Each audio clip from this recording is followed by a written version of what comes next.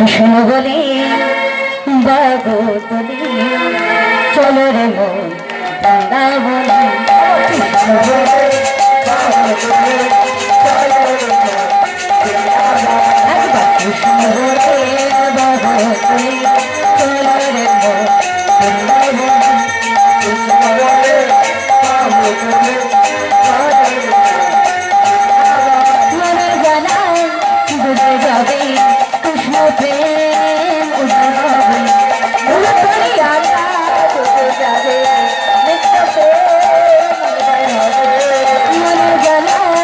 বুঝে যাবে কৃষ্ণ প্রেম উঠে হবে।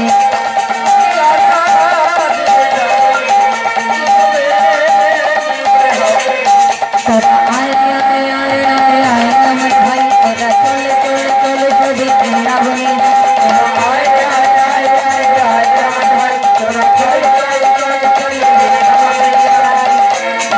বৃন্দাবনে যাবে সকলে মিলে দুটি বাহু তুলে।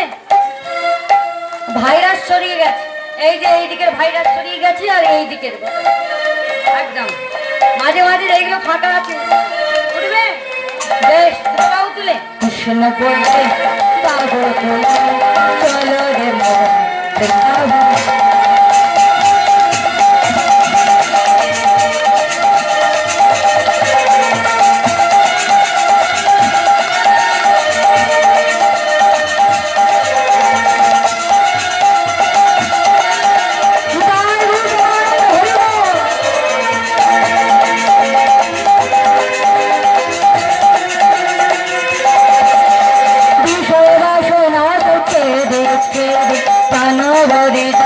তারে তারে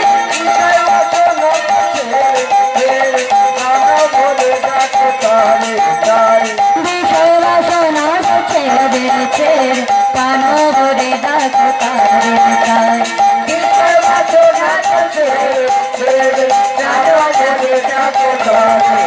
তোরা আয় আয় আয় আয় আয় আমার ভাই তোরা চলো চলো মুঝে বৃন্দাবনে আয়।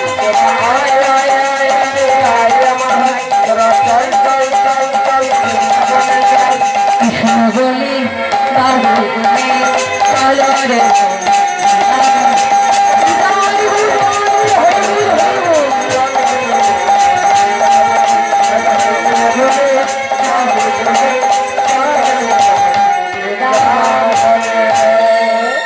বনমালী রায় বাহাদুর বাবা জমিদার অন্তর্গত এই রাজ্য।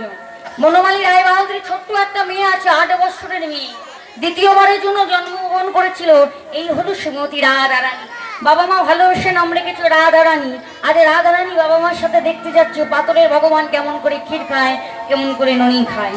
আজ সর্বসমুখে ভগবানকে খেসর নগরী দেয়া হচ্ছে আর 3 জনা এসে পৌঁছেছে। বাবা জমিদার বলি কথা তো, 3 জনা 3টে আসন দিয়েছি, 3 জনা 3টে আসনে বসেনি। একটা আসনে বসেছে জমিদার বনমালী রায় বাহাদুর, একটা আসনে বসেছে তার স্ত্রী, আর ওই স্ত্রী মহামায়া দেবীর কোলে বসেছে ছোট্ট সন্তান শ্রীমতী রাধারানী। মন্দিরে ভোগ আরতি কীর্তন আরম্ভ হয়ে গেছে।